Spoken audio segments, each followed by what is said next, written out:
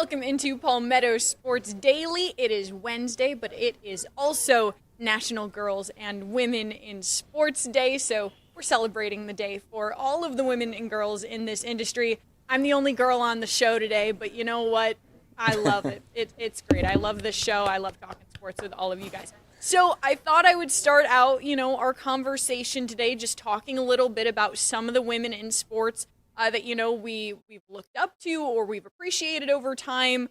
So I'll start out for me. I'll name two. Beth Mowins, the play-by-play broadcaster who's done about every sport on about every channel and so many major sports events. I love looking up to her so much. She actually went to my high school, Cicero North Syracuse High School, and she went to Syracuse University for her graduate degree. So she's a huge inspiration for me. And then also a woman actually playing sports, Jessica Pegula. You guys know that I am a tennis player, a tennis fan. I love her charity work with Lending Paws, where she helps people get dogs, and she helps get them adopted. So off the court, she's really cool too. So those are my two. Kevin, how about you? Yeah, I would start off with Debbie Antonelli, of course, huge college basketball player up at NC State. She's got her number retired up there. And, of course, she's gone on to amazing things in the broadcasting booth as well. She lives here in Charleston. Her family has become synonymous with basketball here in the Low Country. And it's just been great to have her as a friend over these last couple of decades. So I would say Debbie. And then for a player, having what's been the Family Circle Cup and now the Charleston Cup and the Charleston Open here, seeing Serena Williams play a couple times live has just been just mind-blowing. And the things just mathematically that she's able to do physically with the ball and the racket has just been really impressive to see. How about you, Carmine? Yeah, well, I definitely have a few, and I'm very happy that this is how we're leading the show.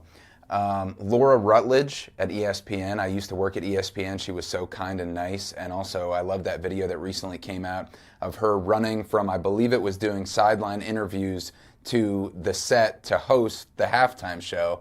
And she's just such a hard worker and such a combination of grit and grace on camera. And, her work ethic is off the charts. But she was so nice to me at ESPN.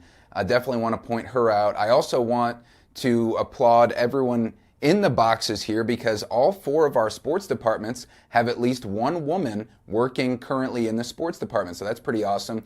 And here we have two of them, Ella Grogan and Caroline Soro, and so those are probably my top two favorite, along with Teagan as well, women in sports, and Julia Westerman and Bronwyn.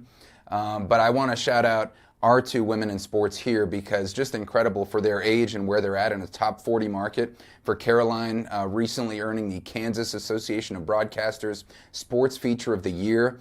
And for Ella Grogan, joining our team straight out of graduation at Furman University, almost unheard of to go from graduating to a top 40 market. And she had a major hand in starting the Furman journalism program at Furman University. So very proud of all the women in sports and especially those who we get to interact with and work with. Rick, and you have a great one on your staff as well.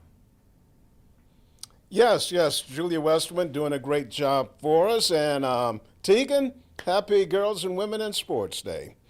Okay, looking back at the girls and the women that have had an influence on me, I have to go way back to when I was in elementary school, going to Pine Forest School, which was the black school in McBee before integration. So you had grades 1 through 12, and the high school basketball teams, they were probably the first sports teams that I cheered for. The girls team, some of them were actually babysat me, so I would be cheering my little heart out for them to bring home a victory. And during the course of my career, Sylvia Hatchell, former basketball coach at Francis Marion, where she won 2 national championships, she went on to North Carolina to win another national championship. When I was covering her, she had All-American Center I was going to do a feature on, but they were so far ahead by the time I got to the game, and she was on the bench. And so I sat behind the bench, and I asked the assistant coaches, hey, is Tracy going back in the game? I said, probably not. I said, why? You need her in there? I said, yeah, I need to get a few shots of her. So they talked to Sylvia. They put her back in the game, and the whole time I'm going, don't get hurt. Please don't get hurt.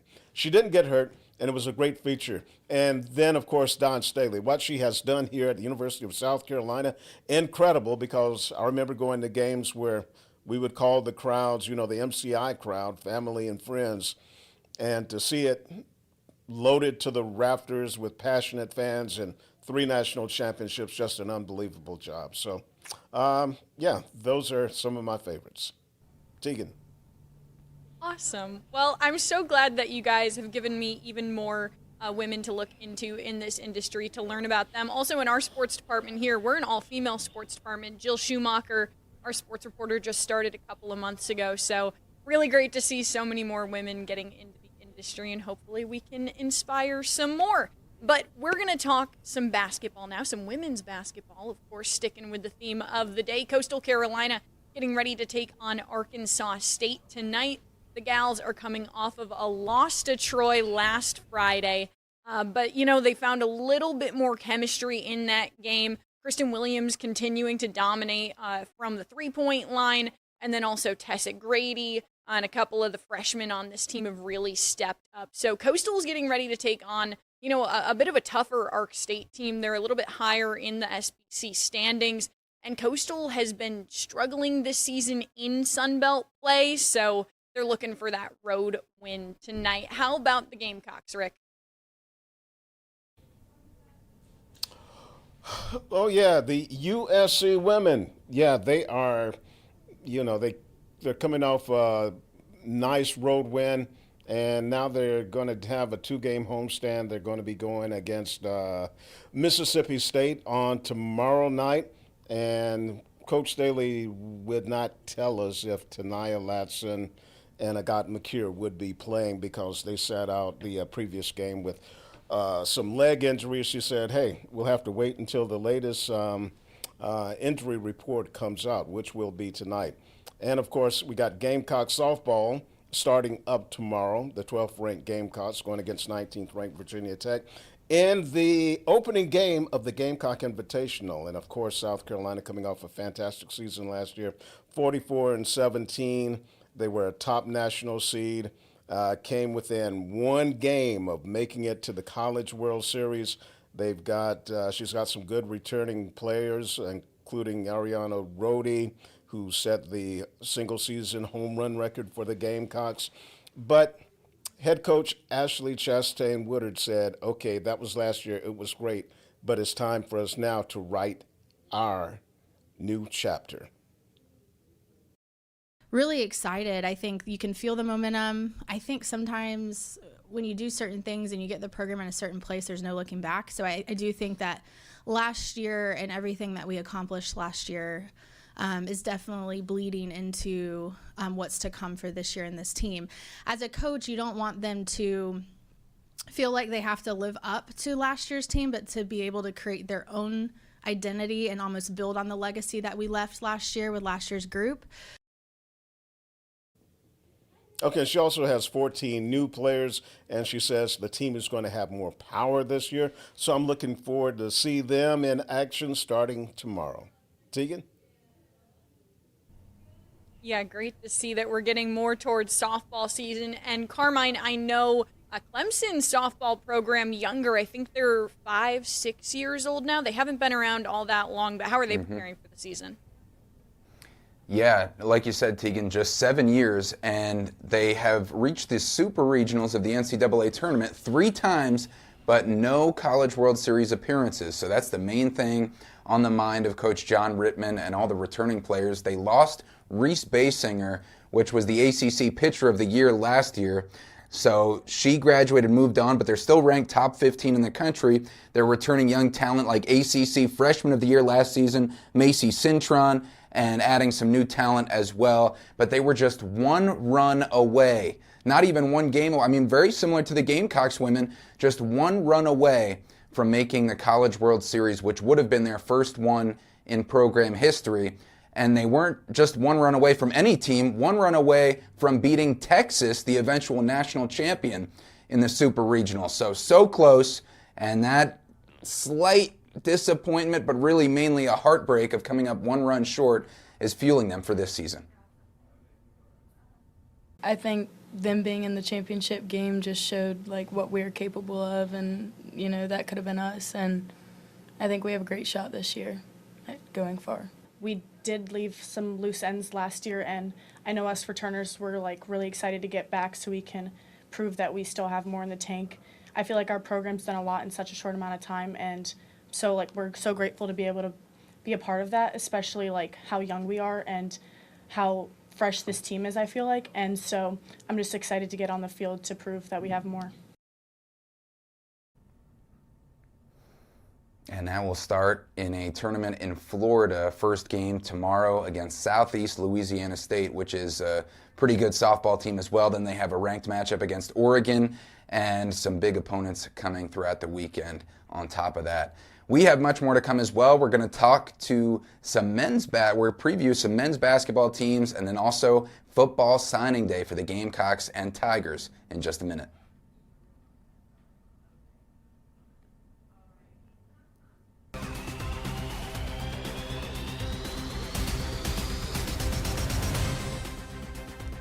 Welcome back to Palmetto Sports Daily. On this day, a very happy day, National Girls and Women in Sports Day. The Clemson women play at a ranked North Carolina team tomorrow, but tonight, a West Coast swing for the Clemson men, ranked 20th in the country. They're visiting Stanford, and then in a few days they'll visit Cal. So it's a strange situation because the Atlantic Coast Conference, all of a sudden maybe they should write a little asterisk in there, PCC, the Pacific Coast Conference, because this is Clemson men's basketball's first road trip to the West Coast since Cal and Stanford joined the ACC, because Cal and Stanford played at Littlejohn last year, and this year Clemson returning the favor. So they're heading out west, 10 p.m. tip-off time, a late one at Stanford, and Brad Brownell and the 20th ranked Tigers have an 8-1 record in the ACC, only behind Duke in the conference standings, which is currently undefeated, and Clemson is also 18-4 overall, coming off their 15th straight win over Pitt. Just domination of the state of Pennsylvania, and specifically Pittsburgh, for the Tigers. 15 straight wins, just incredible. And so I asked Coach Brad Brownell about any adjustments his team might have to make for not only the late tip-off time, but also their first long trip to the West Coast as part of what's still called the ACC. We're not trying to make too much of it. I think it's just the next game. It's what you have to deal with, right? It's the hard part a little bit is it takes you out of your normal rhythm. I think we all like to be in a rhythm. We like routine. I think we've done an incredible job of kind of building our routine of how we play and how we go about doing things on the road. And it's been very successful for our program, especially these last couple of years. But no matter how you do it, when you go out west, you're a little bit at the mercy of the West Coast schools and times of practices and shoot-arounds. And so your routine is going to be a little different, and you just have to adjust. And hopefully our guys are going to do that, and we'll play well this week.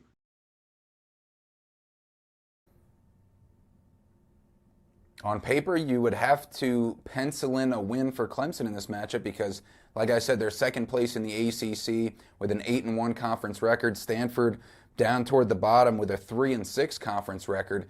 And the good thing, one of the reasons I'm confident in this team is because it is a team with so many diverse scorers and guys stepping up, 7 different leading scorers this season.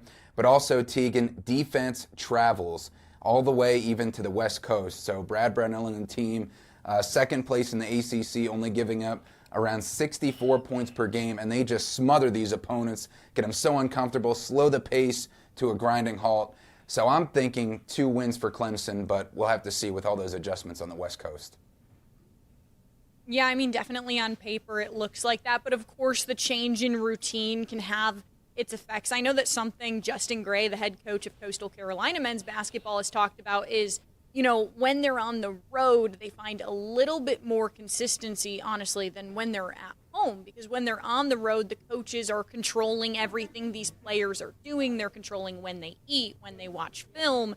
Whereas at home, it's a little bit more up in the air because guys are at their apartments during the day. They're out and about with their friends. So, yeah, hopefully Clemson can pull off a win and, get their routine there. Coastal Carolina, so hoping to get a win, but tonight against Arkansas State, it will be a whiteout game in the HTC Center as the Chants take on the Red Wolves.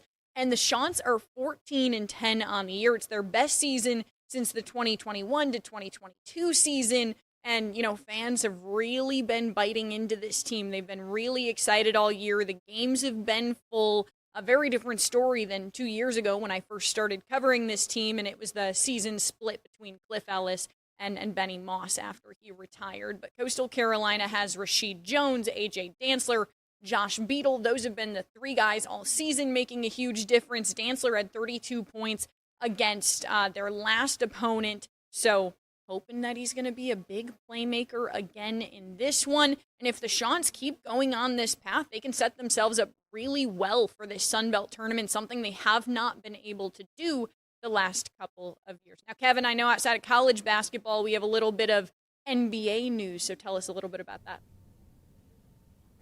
Yeah, the trade deadline just a day away, coming up tomorrow afternoon on Thursday. And for the second straight year, Porter Gaud alum Chris Middleton traded on the day before the trade deadline. Last year, it was going from Milwaukee to Washington. This year, part of a mega deal, as Washington sending 4 players to Dallas in exchange for Anthony Davis and 3 other players, a bunch of draft picks moving around as well. So 8 players in total. I believe it's 5 total draft picks also being moved from Washington to Dallas in exchange for Anthony Davis and a few other players.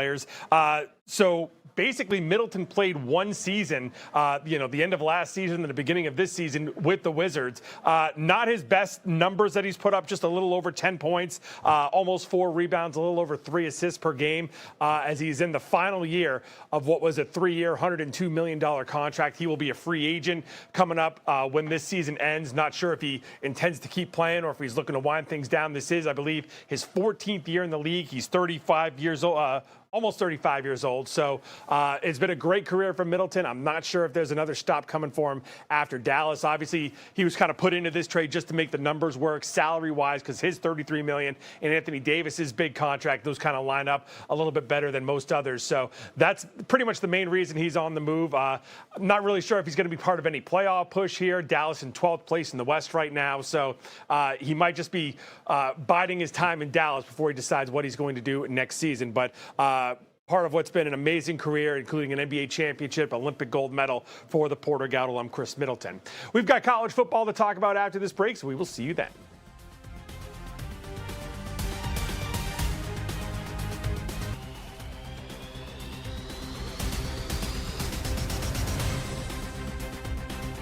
And welcome back to Palmetto Sports Daily. This is also National Signing Day for high school athletes. The first day of a signing period where they can put their names on the dotted line of the college of their choice. And to show you how this day has changed over the years, USC head football coach Shane Beamer had a press conference, which he always does on signing day, both in December and February. But this one was at 11 o'clock in the morning. Normally, it's around 4 o'clock as the coaches wait in for confirmation that people have signed. But in this new era of college football especially, their signing class basically was all signed in December. And the main topic of conversation during today's press conference, the transfer portal.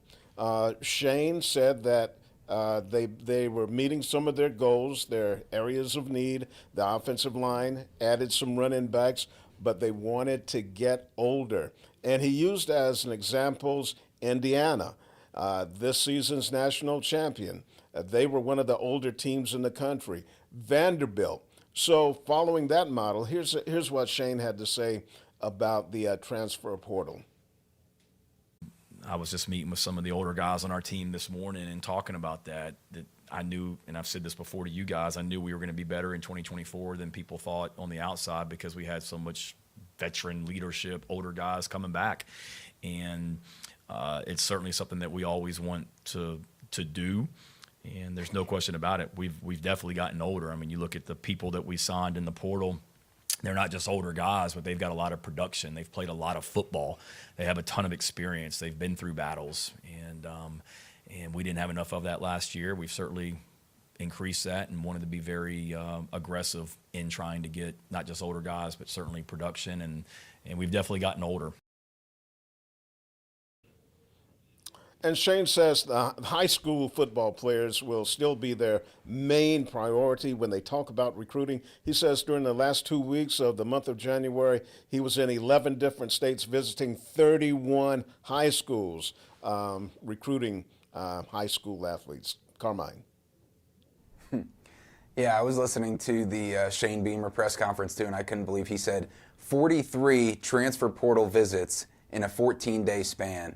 Just pretty incredible how this has changed. Same thing for Clemson football, only signing 3 new players today, adding on to their class of 20 freshmen, 10 transfer players, and 3 signing today. One of them, wide receiver from Nashville, Tennessee, Cam Blivens. He was a finalist for Mr. Basketball in the state, scored more than 2,000 points in basketball. So he's a versatile athlete, also a great high jumper as well.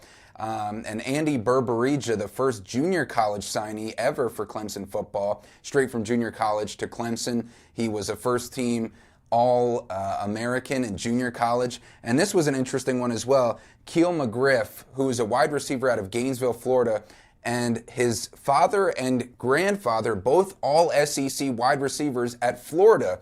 So we'll be interested to find out what made him come to Clemson when we get to know these young men. We will see you right on the other side to wrap up the show in just a moment.